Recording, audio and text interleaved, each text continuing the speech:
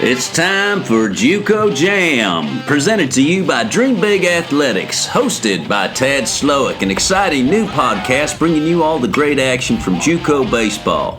Here you'll find weekly updates from around the country, highlighting the teams, players, and coaches who impact the game at the junior college level. Everything you want to learn about JUCO baseball can be found here and on our website at dreambigathletics.com. There you'll find our weekly team rankings, the top player rankings headed into the spring, and all the news of what is happening in the game at the junior college level. On this show, you will have many guests, coaches, players who give us insight on the day-to-day, behind-the-scenes working of junior college baseball. And now our host, Tad Slowick. Welcome, baseball fans, to this episode of the JUCO Jam podcast. I'm your host, Tad Slowick, and this week we're going to talk about all the things JUCO baseball, all the great action that was going on this week for the week of March 5th. We got with us today our sidekick, Lou Temple, and actually our first episode where we're showing our faces here, so you get to actually see what we look like. So welcome, Lou. How's everything going today? Woo-wee! Fishing's fine, Tad Slowick. It's good to be alive and in person here on the JUCO Jam. And like you say, get to see our faces. I might have cleaned up a little bit if I'd have known we were going to do this today. But I'm happy we are doing this. And as you could see in the beginning, we got some great action going on. And it's the type of action that is happening right now in junior college baseball. Am I right? Correct. And we got the season going strong now. Everybody should be rolling this week, and we're going to have a lot more action coming up as the weeks go on. So I like the new format here, too, that the fans get to see us, and we're going to show some highlights and kind of spice things up a little bit here on the JUCO Jam. So I like we're trying to get our jam in. You got your man cave behind you, and I've got my my peacock peeking around me in the background, which is it's strange, but not entirely unpleasant, right? So No, it's very, very pleasant, very, very artsy looking, creative, being you, the actor type. bringing a little art, trying to match the colors. But look, let's get down to brass tacks. Let's get down to business. What is going on at Division I at the top? Is anyone going to stop Central Florida? Well, no, Central Florida is playing outstanding baseball. They won 12 in a row, and the Patriots are now 24-1 and ranked number one, and they've been for the last several weeks. They look to be a real strong contender in the long haul. So, I mean, just take a look at some of these team numbers that they have. They're hitting 342 as a team. They're averaging 10 plus runs a game. They got a 450 OBP and a 599 slugging percentage. They've hit 49 home runs in 25 games. That's almost 2 home runs a game.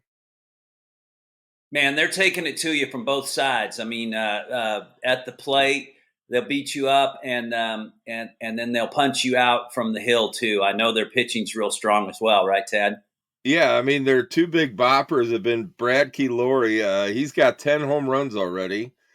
Kane and George has 9, and Edwin Toribio has 7. I mean, they are just swinging the bats, and they're driving in runs and just firing on all cylinders, and just playing great baseball as a number one team should. Pitching wise, they've gotten 258 strikeouts in 196 innings. They got a team ERA at 3.72, and that's all led by their ace, Brian Holiday, who's 4-0 with a 2.43 earned run average. He's got 48 Ks and 29 innings pitched. That's almost 2 strikeouts per inning. I mean, he's just dominating on the mound and pitching the way he's capable. He's got great stuff, and he's a competitor too. Not to get too deep into it, Tad, but we've talked about it before. You've mentioned they're coached very well. So even though their season is everything's going their way, they're still really focused. They're playing fundamental baseball. not getting too big on their swag and just going out and getting the job done. And Right? These kids are yeah, Marty Smith. Yeah, Marty Smith and his staff over there does a great job, and they look really strong. I mean, they look physically strong too when I saw them earlier in the year, and so I think they're going to take this kind of ball playing into deep into the season and make a nice run for the World Series again. So good for them. Patriots are looking good. fun to watch there. Obviously, Central Arizona's bringing right up to the next. We've talked about how good they have been, and their schedule is tough. Right, and we got Iowa Western coming out of the gate real strong at 12-0, and they look as good as anybody, and so is McLennan. McLennan's got pitching. All these teams up at top are really throwing the baseball well on the mound. Yeah, granted, a few of these clubs are really scoring lights out, but do the math. If you're scoring 10 runs a game and only leaving up three, you're doing pretty good. So, Let's get you back to know, Iowa Western because you did mention they're just coming out of the gate and they're playing right now as if they've been playing 2 months long already. They're really strong. Yeah, well, they're strong fundamentally. They definitely got the talent that backs up that record too. I mean, they got guys on the mound like Noah Bush, Jared Lessman, and a stack of other depth in their pitching staff, and they got guys that could swing the bat too. So they're going to be good on both sides of the ball. Another team from Florida that has really been on a roll lately. They got off to a real slow start is Northwest Florida. The Raiders have won 11 in a row, led by Kendry Maduro, who's got 7 homers and 25 RBIs. And on the mound, they have great depth and quality of pitching, quality arms, guys with good stuff.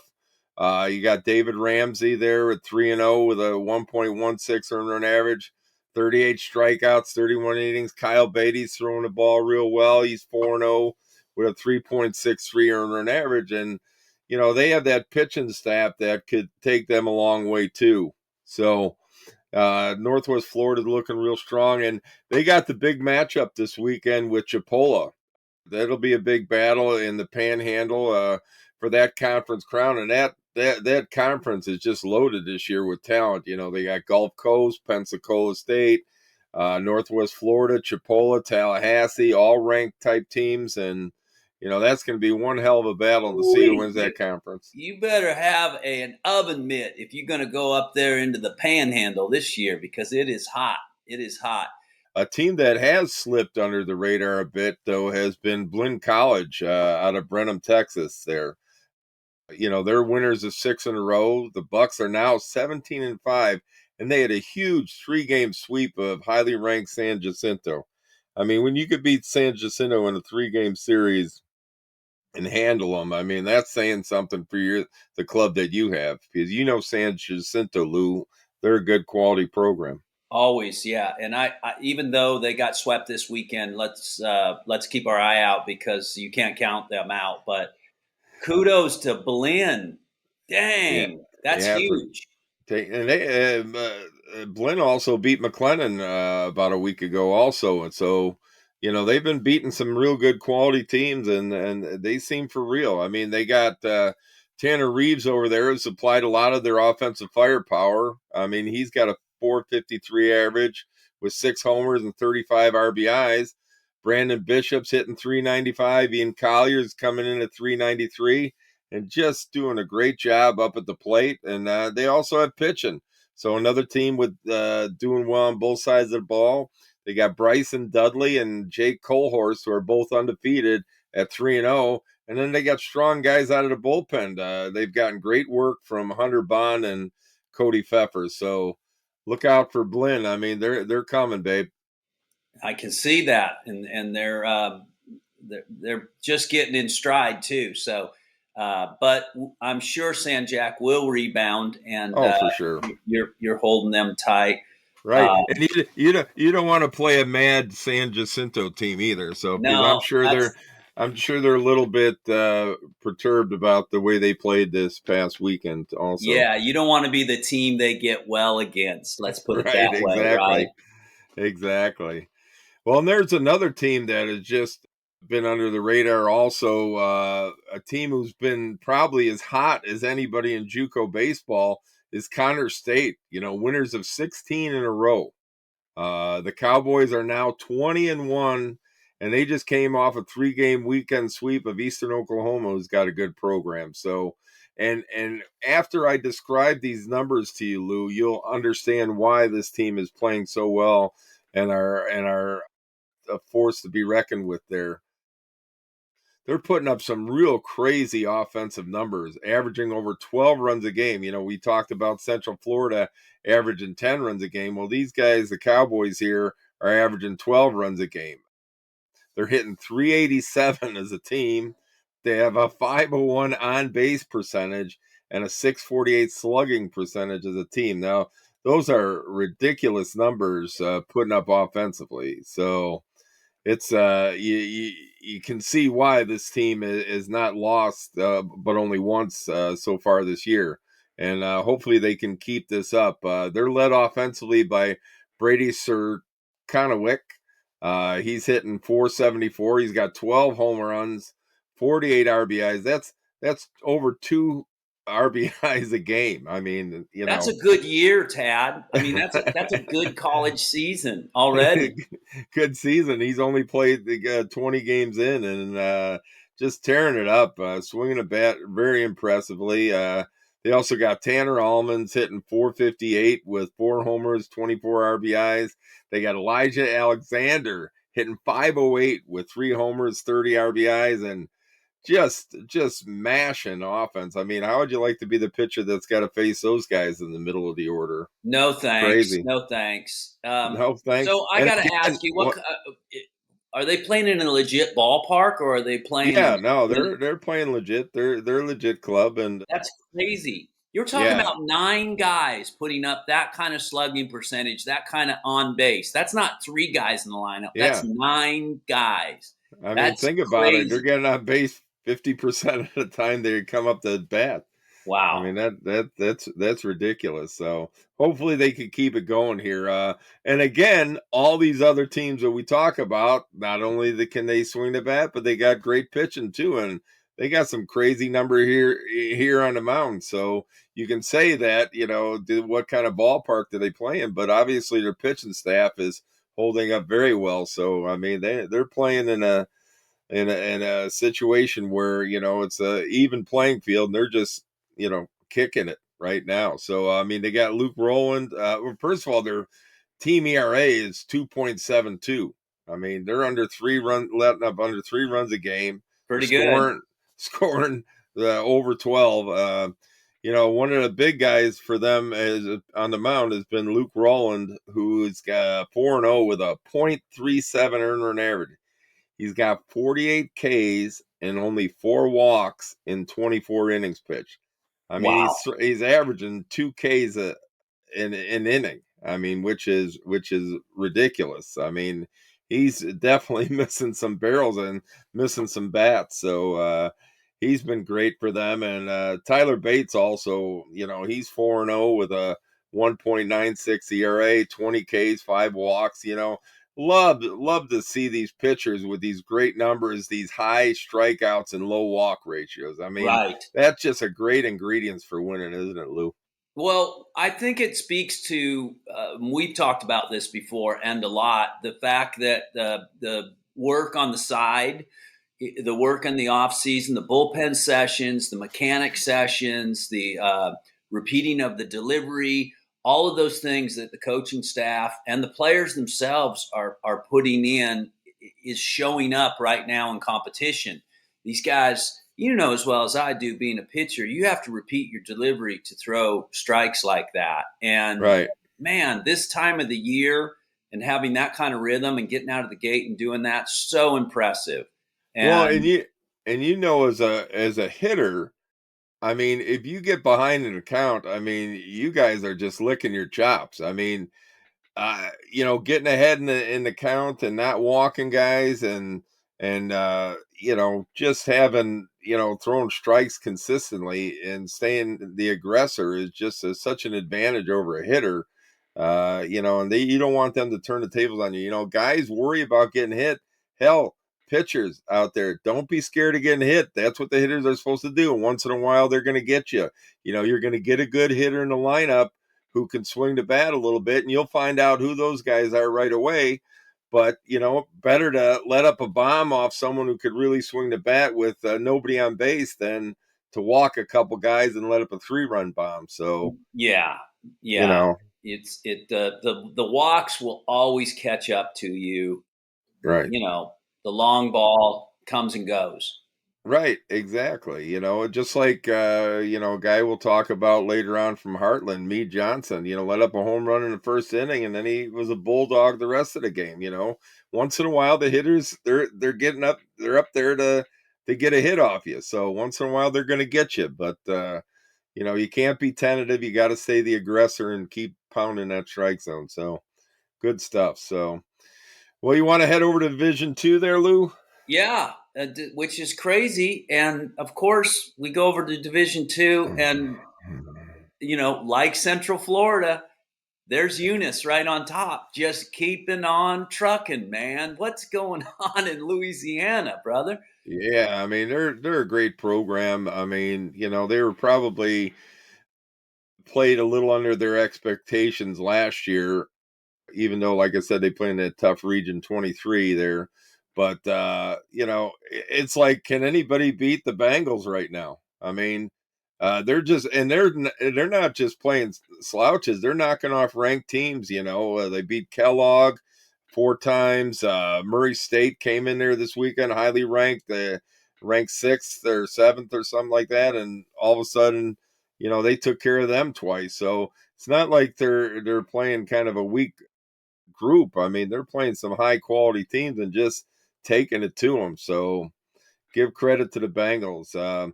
Also, like to welcome a couple of newbies to the rankings this week. We got Westchester, who's 8-1. We got Montgomery 7-0. We got Itawamba 10-3, getting into the to the action here as some of the top 40 ranked teams. So good for them. Great starts for these clubs. I hope they can sustain things throughout the year.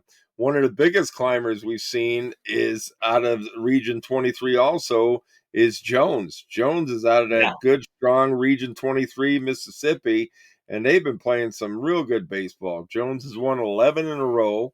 They're now 14-4, including an 8-5 win over number 2 Pearl River. So, this team again, too, is not just winning games against, maybe mediocre clubs. I mean, they're getting the job done against the quality team. So finishing up with Jones here, the Bobcats are led offensively by Bo Bryans, who's got a 418 average with 3 homers, 18 RBIs. Marquette Gibson is hitting a solid 459, and Gatlin Sanders is at 382 with a home run and 18 RBIs. They've also had strong performances on the mound by Drew Drunkenmiller, Bryce Deaton, and Case Matthews has thrown 10 shutout innings so far for the Bobcats. So they're playing well. Jones has played well, and they're playing themselves into a contender in that Region 23 there. So Some good for baseball. them, and hopefully they can keep going. Now we'll get to your Heartland Hawks here. This was our game of the week. I got a chance to get down there and see the doubleheader between number 3 Heartland and number 4 Kirkwood, 2 of the Division 2 perennial powers. Heartland ended up winning both games. They were at home and down in Normal there, and the Corn Crib is what they call that ballpark. A nice ballpark to play in too. So Heartland won both of them. A wild first game, 12-11 game, and then a tight finale was 6-3.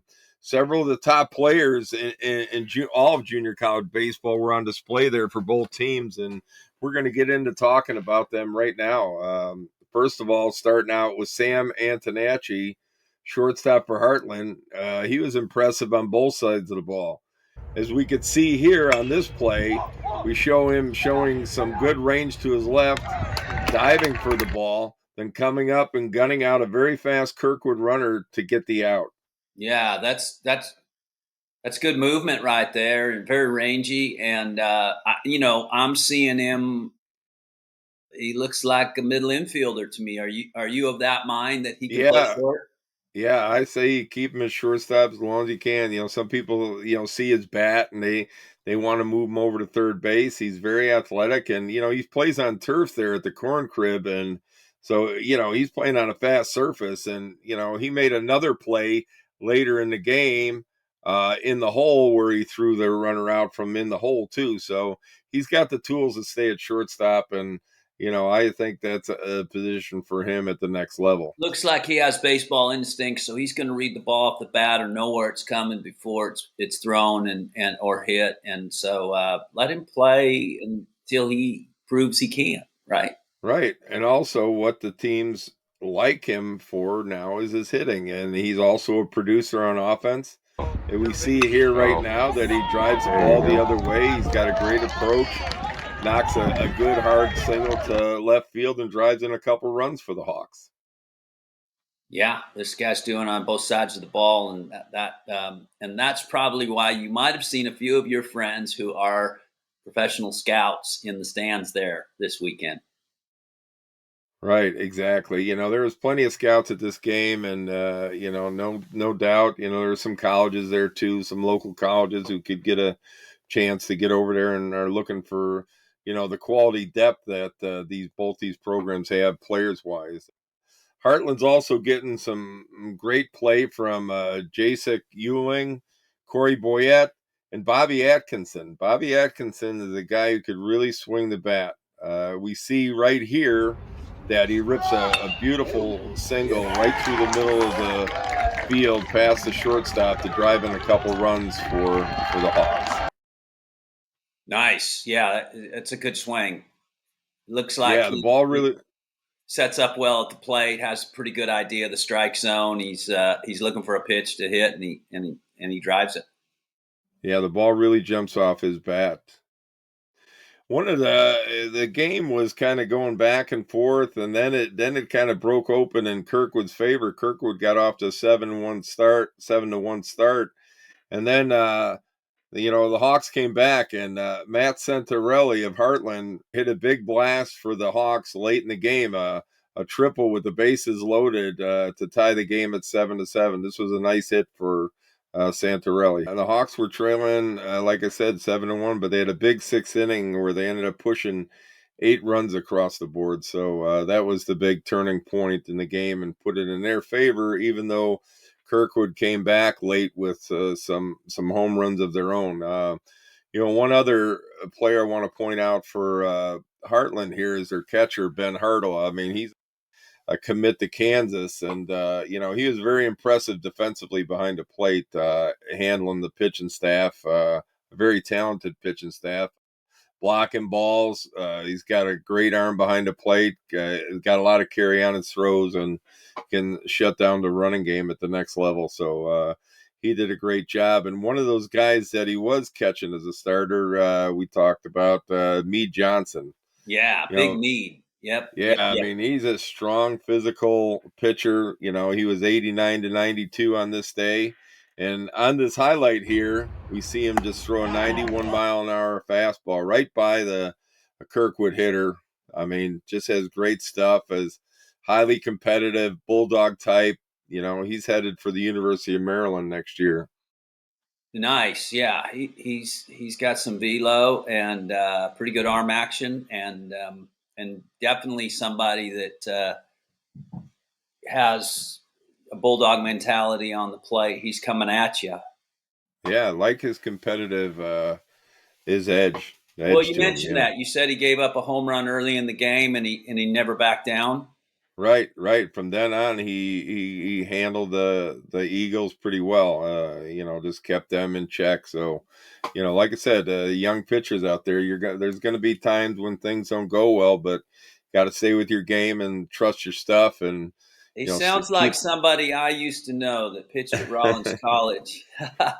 Yeah. Oh, yeah. No, those were great days. And I look back at it too when I talk to pitching about with these young kids. I look back and I go, man, I can't believe I challenged so many hitters and got away with it. You know what I mean? It Yeah, just I had that good, hard, heavy two-seamer, and I just used to run that ball right down the middle of the plate early in the count and just get them, get some ground balls, get some swings and misses, get a pop-up once in a while, and, keep my pitch count down, especially heading into those 17-inning games against UCF. You know what I mean? Yeah, where you pitched the whole game.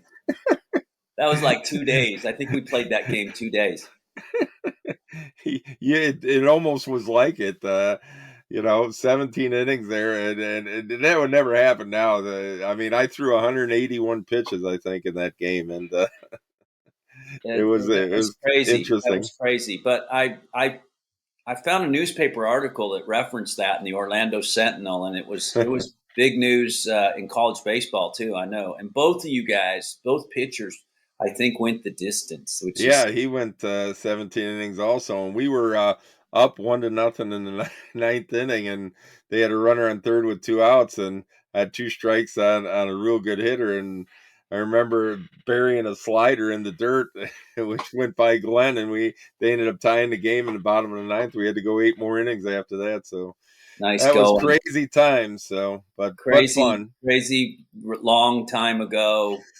But I'm glad we can still remember it and look back on it. That's Right, and just like I said, the point is just pound the strike zone, and good things will happen. We end up winning that game 3-1. So anyway, getting back to the Heartland Hawks here, one other player I want to mention is Jack Stellano, left-handed pitcher for Heartland.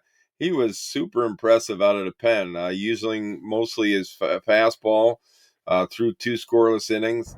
We see right here Solano throwing an 89-mile-an-hour fastball right past the Kirkwood hitter. He's got that good late life on his ball, and he ended up closing out game 2 for the victory for the Hawks.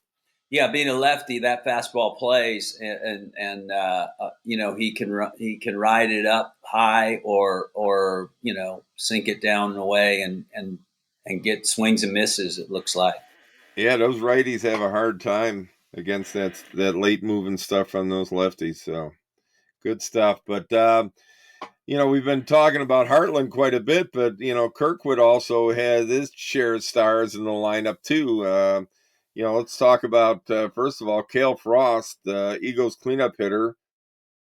He's the one who gets a hold of a tough pitch. It was I think a pretty good pitch down low, and he just hammered it over the center field wall for a 2-run homer to put the Eagles on top early on. A towering blast, as you can see right here, and just a great way to get off to a 2-0 lead in the first inning. Wasn't that bad a pitch from Meade, actually, right? No, it was good, and that's what I'm talking about. Sometimes as a pitcher, you make a good pitch, and guys just get a hold of one and hit it. So crazy. But another star for the Eagles is Noah Firk, their shortstop. He also homered in game 1. He's hitting .457 right now with 4 homers and 20 RBIs. So he's averaging about 2 RBIs a game also. And then another really good quality athlete they have is Joe Simpson, their center fielder. He's got big pro-type tools, big, strong kid who can run, hit, throw, can do it all. He's hitting .360 right now with 5 homers and 10 RBIs. So he's gotten off to a great start also. And then a guy who had a big day, both games, kind of swung the bat real well, was this Spencer Campadilli. He had a big day at the plate as we see him rip an opposite field ground rule double over the right fielder's head right here. He's a strong player, can drive the ball to all fields. Again, I know I talked about Iowa earlier, but Iowa Central seems like they're playing pretty well too. I'm not sure how their schedule's been, but they've got a good start going. No, it'll be them and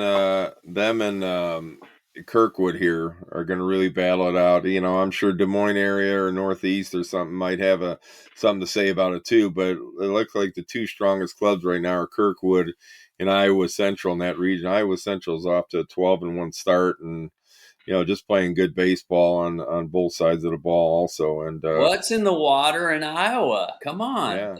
Yeah, Iowa. Give the Iowa junior colleges a lot of credit, and I then am. there's another team too who really busted in this week into their rankings is Southeastern Iowa. I Okay. mean, they had a great couple of weeks and are really playing good baseball too. I almost forgot to mention them, and that would have been a mistake because they're on a big win streak and are playing as good as anybody also. So I mean, that's what's so exciting about doing this junior college baseball is that there's just so many good quality teams, and to talk about so many good quality players, that we get to discuss and everything, and it's just awesome. So Well, I'm really that's enjoying this. fun. Uh, Yeah, and I I'm got I'm ashamed to say that I had the best intentions this weekend in Las Vegas to go out and see a ball game, but I got caught up with what I was there to do, and I wasn't able to make it out. But right. it How'd you end up swinging at that Las Vegas convention there? it was fine. It was nice to meet everybody, but I'm maybe okay that I wasn't out in the wind. Although I see that they played, and it looks like the games were pretty good over there. Yeah, yeah. I mean, Salt Lake and Southern Nevada end up splitting that series two apiece, and two good quality clubs, and they're a good rivalry. That's a good rivalry there, and I think you'll see them running into each other again later in the year. So And then just to promise everyone, Division III will start playing baseball, and we will be eh, covering it. eh, I can. You can yeah, we're back gonna me up get to on them. this, right?